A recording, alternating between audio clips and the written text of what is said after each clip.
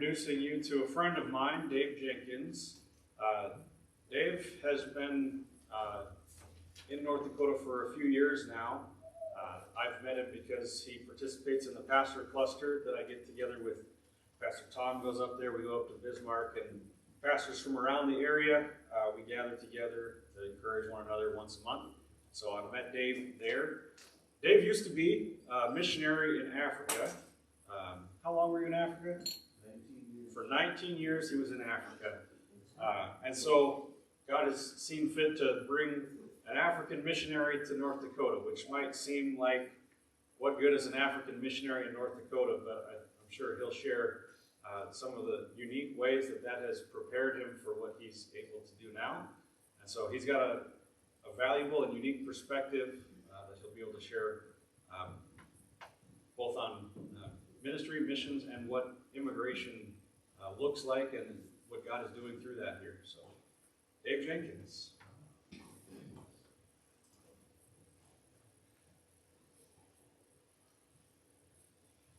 I think I'm on, yes. Okay, I'm actually a little bit nervous here. And we were in Africa for 19 years, we've been in North Dakota 7. I had told Stephen when I was talking about what I was going to say, I told him I'm one of those pastor or preacher types who usually doesn't know what I'm fully going to say until a few minutes before I stand up. And as I was driving down, I had a memory that I wanted to share with all of you. I'm going to be talking in a few minutes about immigration and some things that are happening in North Dakota, and kind of not give you all the answers, but give you some information and raise some questions. But I do have a conviction that life sometimes gives us a lot of complexities, and we can find a lot of unique things and wisdom by looking back at history and understanding our own story in it. And God often moves through local churches, and I'll say through local schools, in ways that push against where the culture's going, and then you go, wow, how did that happen? And I don't know if you guys would know this. I'm going to give you 3 things. Bobby Marshall, Winnebago, Minnesota, Mott, North Dakota. You know the connection? Okay, if you were to go to the Negro Baseball Hall of Fame in Kansas City, or to the College Football Hall of Fame, there's a gentleman named Bobby Marshall. Played for the Gophers, and he played during it's between the Civil War and the Second World War. It's kind of his lifespan. He played for the Gophers, and I think it was 1904. And one of the struggles of our nation, and I guess when I throw this stuff up here, we're going to talk about some stuff that have been painful, things that we've wrestled with. One was slavery, and one was the Civil War. And when it was over and people were trying to keep themselves entertained, turned to sports. You probably know that if someone had black skin, they could not play baseball with young men who had white skin through most of the country except for North Dakota. And did you know that? You didn't know that? Okay, this is going to be fun. I had my thing to do it. I'd show you pictures of Bobby Marshall. And, there was an abolition movement in the United States. And, largely it moved through churches. My family's heritage, we homesteaded in Winnebago, Minnesota. We were Welsh people who were Baptists. We were part of Baptist churches there. After the Civil War, a lot of colleges got started. There was one called Parker College. Parker College hired Bobby Marshall to coach their football team in 1909 and 1910. So, little town where my family has roots. And then he, for whatever reason, you read his history, maybe it'd be worth Googling Bobby Marshall. See, he bounced around a lot of places. But in 1919, during the summer, he lived in Mott, North Dakota. He was part of your semi-pro team that I think did fairly well. And I just found this interesting. I'm thinking, I bet if I could find somebody who's really old here, they might have had a grandfather that played baseball with Bobby Marshall. And I know that when I go to Winnebago and I walk through their history, they will draw attention to this. We were a abolition county. We had churches, we had a school, and we made history here. And as I'm going to get into this, I hope this is a good way to lead in. I'm going to be talking about, and I'm going to even ask for you guys to talk back to me, and saying, I believe that in churches and in schools and in the ordinary grassroots of America, we can find answers to complex matters. Partly it's because we know one another. We can talk to one another. And I'm going to throw out, I can give you big theology, but I am very cautious as a pastor to throw out, oh, here's the program, here's the answers. I think there's a lot of wisdom in talking. I'm not going to give enough time that we figure it all out, but we can start the conversation. And the big question, what is God doing with immigration in North Dakota? And I'm going to do some mixing, and it might be a little weird. I'm going to be talking about history, I'm going to talk about economies, I'm going to talk about family, I'm going to talk about Bible, I'm going to talk about history, and in the end to say, what do you think? And let's see, I should say this, I follow this. I ended up in North Dakota because, one, I grew up in Minnesota, always had fun when I was here, always wanted to live here. I was odd duck in that. Then, about 7 years ago, I found out there was a surge of migration, and my wife and I have always felt we should not quit being missionaries. She poked me and said, don't let them think that we're not missionaries anymore. We're still missionaries. But follow migration out here, and I'm working for a little nonprofit called Catch right now. Okay, my question, what is God doing with immigration in North Dakota? And we're going to have questions and answers here. See if I can make this work. Well, point it to the back of the. they, No, I mean to the back of the room. This way. This way. that way. Yeah, might work. Okay. You guys are laughing at me. I like that. Okay, I'm going to ask a bunch of questions, and we'll go real quick through this. Just try to get the facts out there. What share of the U.S. population was born in a different country? This was research that was done in 2020 when the census was counted. What percentage? 14, 24, 34%. I heard one say 24. Now I'm going to go with just the first answer and see where we're at. It's around 14%. And that proportion is less than many might imagine, particularly given the claims. The United States chooses to admit some of these immigrants on work, family, or other visas.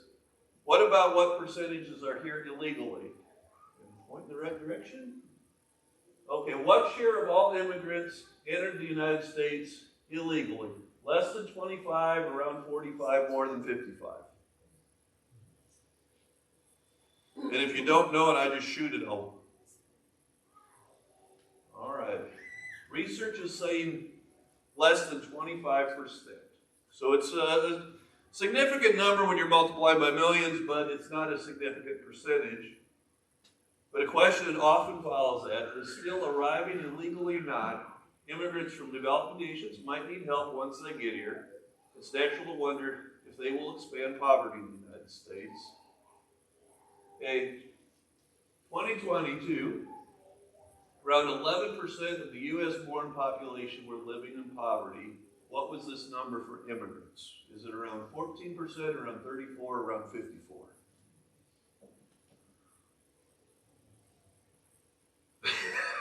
I can see opinions here. You guys are thinking. All right.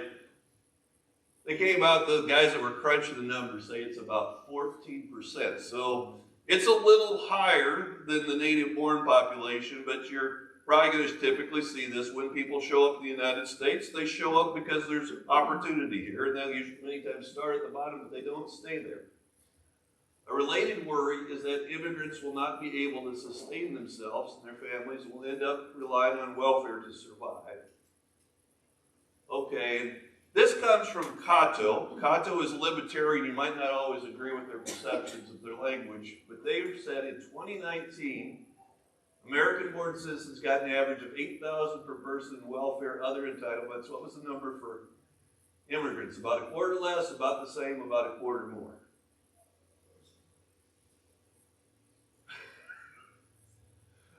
Let's see, about a quarter less.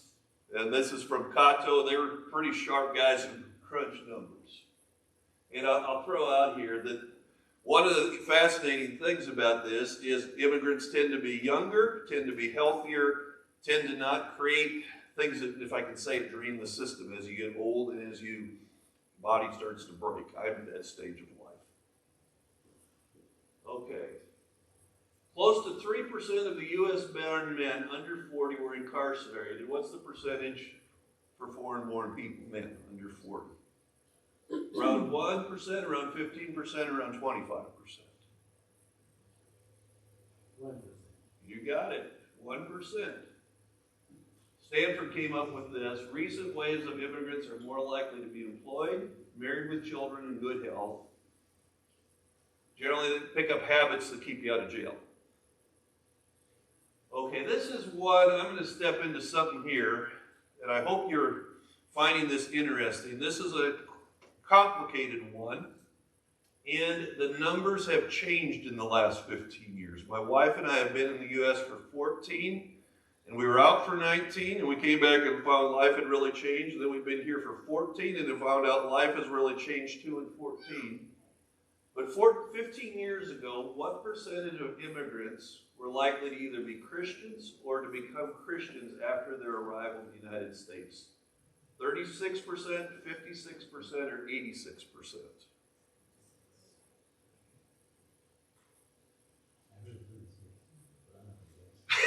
Okay.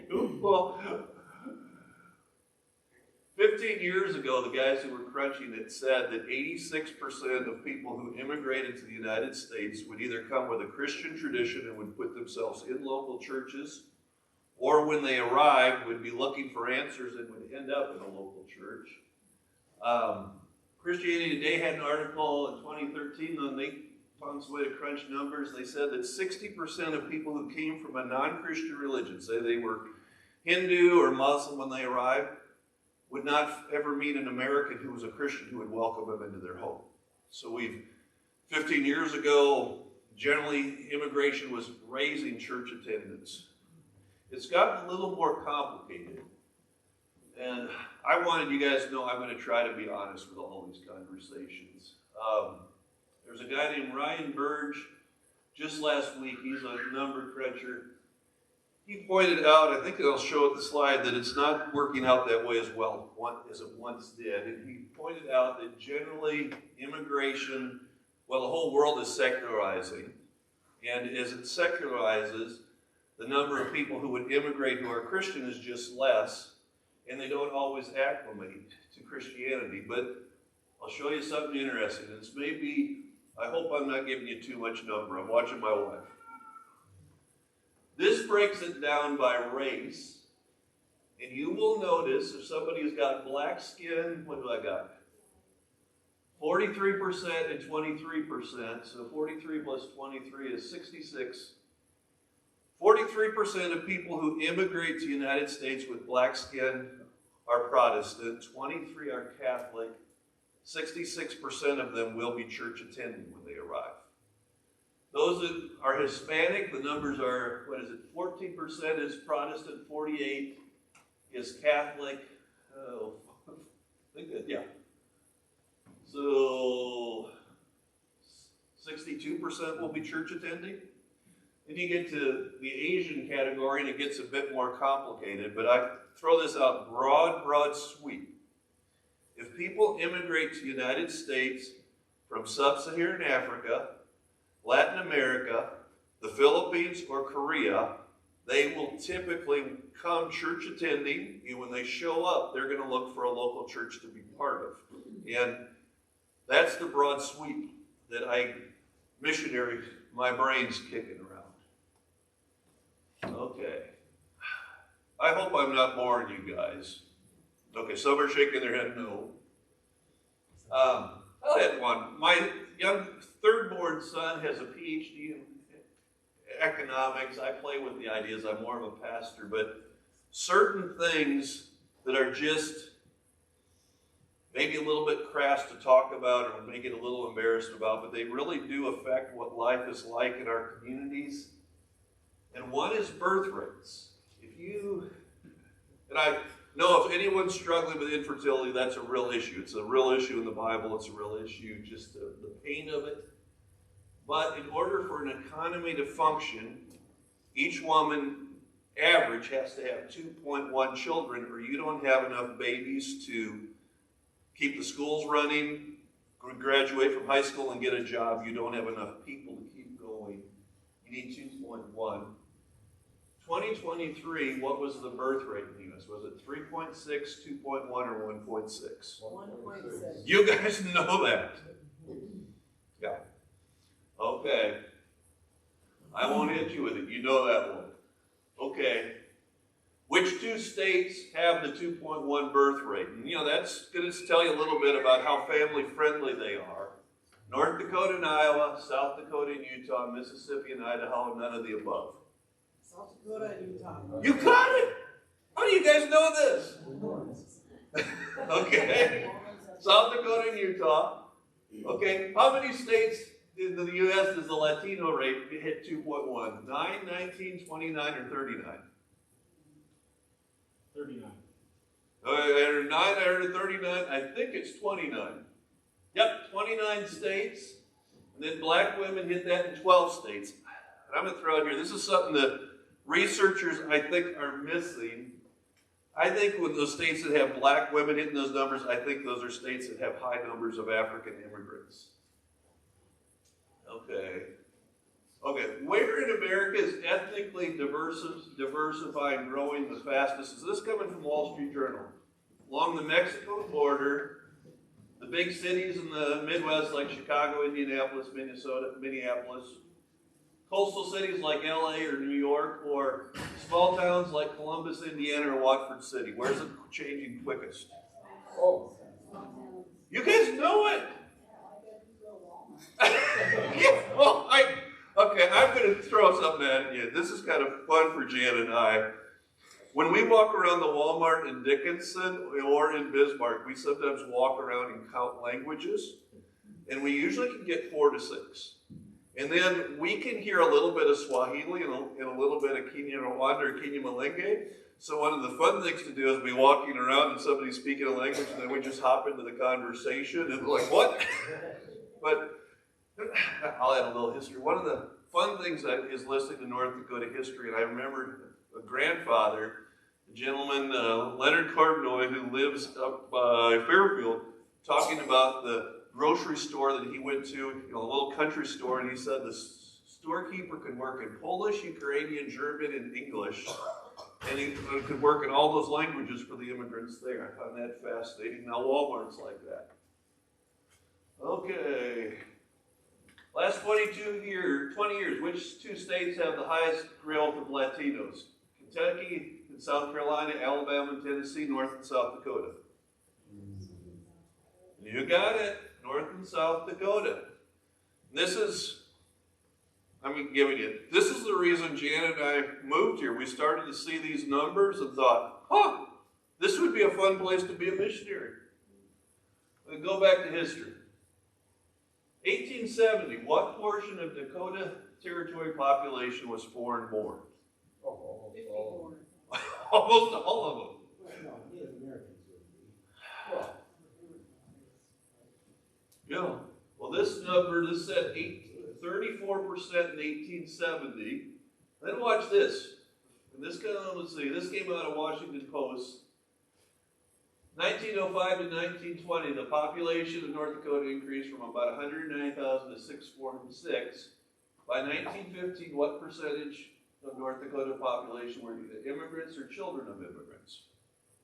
39%, 49%, 69, or 79%?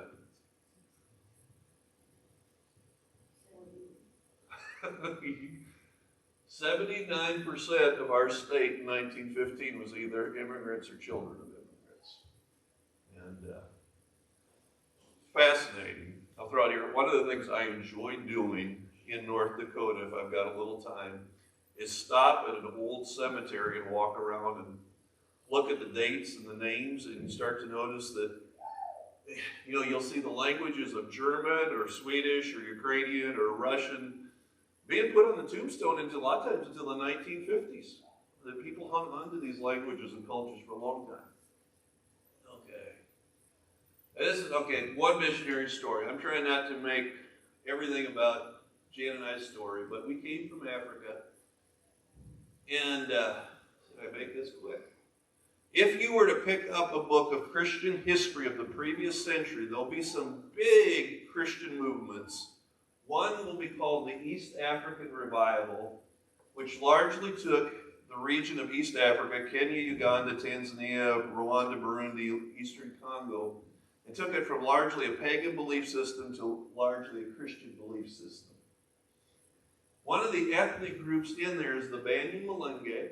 They're a Tutsi group, largely speaking a language similar to Kinyarwanda from the Democratic Republic of Congo. They've got about 1,000 people in 4 churches in North Dakota. Their language is a little bit unique, and Pioneer Bible translators a couple of years ago met some Banyamulenge people in Kentucky, started talking to them, and realized these folks really don't have an understandable Bible in their own language. So Pioneer in Kentucky has translated Luke and Acts and Matthew. And we were with a church this is the African church that meets in Grace Point in Bismarck, when they got the boxes that had Luke and Acts in their own language. And, I'm thinking here, I am a missionary. This is kind of ordinary stuff if I'm in Africa, but here I'm in North Dakota putting Bibles in people's own language in Bismarck, North Dakota. And I'll throw out here, and they do fit the category. Healthy? You'll see their sons and daughters if you watch Bismarck or Fargo newspapers for sports teams. If you usually see one doing well on soccer or basketball, it will usually be one of their kids. They generally start wherever they can find work, but if you watch them about 10 years in, they rise to the top. I don't know any of them that are married. They usually have about 2 to 4, or any of them that are divorced. They usually have 2 to 4 kids. I've only known of one funeral. They're young. They fit the category, but yet what's fun to me is groundbreaking mission work can happen in North Dakota, and it's folks we would know. It's our neighbors. Okay, I'm going to hop into this a little bit. There's some controversy, and I'll just kind of read this and let you guys, maybe afterward we can hop into it a little more if we're outside in the parking lot or what. But immigration is one of these issues that it polarizes people, and frankly, I think the network news and social media is designed to make us angry and reactionary. But when you talk to ordinary folks, there is common sense and wisdom with common people. And there's a lot of consensus about immigration when the ordinary folks in America get together and start talking. And if I could go back to my first thing that popped into my brain, Bobby Marshall, this would have been an African-American family fleeing the segregation in the South, makes his way to Minneapolis, does well in sports, plays for the Gophers, and then starts moving around. And, in North Dakota, he could come out here and play baseball. There is a wisdom in our ordinary folks. 4 out of 5 Protestants, this is Lifeway Research, they're a Southern Baptist organization, World Relief worked with them, and they surveyed people and crunched the numbers. And it's a little different for the ordinary folks, but the pastors. 4 out of 5 pastors in the United States, they would support changes to immigration law that increases border security and establishes a process to earn legal status and apply for citizenship. Pastors are willing to walk into the chaos and say, our system should be orderly. We're frustrated that it's not, but yet we also know folks that have, for really weird circumstances, are caught in these bizarre situations. We want an orderly process. Questions get asked about human dignity and kindness and justice. 98% of pastors support legislation that respects God-given dignity for every person. 9 out of 10 would support legislation that protects the unity of the immediate family. And that's a complicated thing. You guys, I'm going to try not to tell too many stories, but maybe I'll just say one, and it's not in this community that I'm aware of, but I know of other communities where a family, dad and mom, might immigrate to the United States. Common things that you can get a visa for in North Dakota would be a teacher, a nurse, maybe farm workers. And while here, they have a child, so the child becomes an American citizen, and then the child goes to school and culturally is American, and then their visa gets expired, and they're caught in this weird quagmire. 9 out of 10 pastors would say, man, we got to try to figure out a way to hold the family together, even in the quagmire. Half of the Protestant pastors in this country have a first-generation immigrant in their church, and I can't think of a pastor I've ever heard complain about it. In fact, I'll tell one story. I might be going over. About 6 years ago, my wife Jana and I, we were in Chicago. We were doing a monthly fellowship with Africans, and we decided to have the theme be everyone tell the stupidest thing you ever did when you moved to America. And we were all just laughing at cultural adjustment. In one guy, and his name's Naphtali, and he's went to school, did well, he's professional. If you met him in Chicago, you'd think, oh, this is a sharp guy. He's told the story. He said, you know, when I first came to America, I came as a college student. There were a couple of other Kenyans at the college that I went to. They pulled me aside and said, you know, you're going to pick up a little bit of work like in the cafeteria. It will seem like a lot of money. It's not. It's not going to go as far as you think. And they said, you need to hold on to your money and then watch. There's certain things that Americans like to give to. And they told him, in fact, he was in Michigan, said, it's going to get cold. Don't go buy a winter coat. Because usually as it starts to get cold, a church will have a coat drive, and they'll give you a winter coat, and then you can save your money. So Naphtali, oh, yeah, that's a good idea. I'll just be cold for a day or two. So, first Sunday where it's snowing, he's Kenyan, he doesn't keep very good time. He gets to church, he's about 10 minutes late, and he walks in, and there are all of these coats hung up in the church building. Oh. Yeah, I don't need to tell you the punchline. So he went around, tried them all on, found the one that fit him the best that he liked, and he put it on, sat down with everybody when church was over, he left, and somebody went out and go, where's my coat? And I'll throw out here, for most pastors, we generally like having immigrants in our church because they show up, they don't get in trouble, they have kids, they help out in every way, but then every now and then you have one of these awkward moments, and the awkward is just learning to live in a new place. But here's one. So the common sense of Americans. 9 in 10 pastors, 89% believe if somebody commits a violent crime, send them to jail and get them out of here. We've got consensus in this country amongst the pastors. Now, there's some little nuances. I mean, if you sat with pastors, you know they can argue amongst themselves, but there's a general consensus.